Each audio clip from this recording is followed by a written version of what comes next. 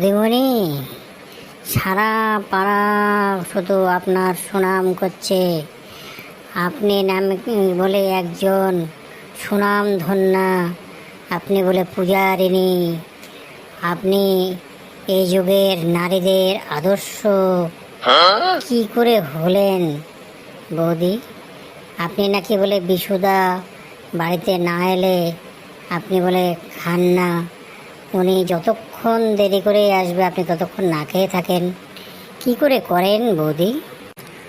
আরে না না ভাই, তোমরা যা ভাবছো তাই নয়। প্রতিদিন বাড়িতে এসে তোমার বিশুদা রান্না করে, তারপরেই তো আমি খাই। আগে খাবো কি করে? বিশুদা রান্না করবে তবেই তো খাবো। ও এই পূজারিণী,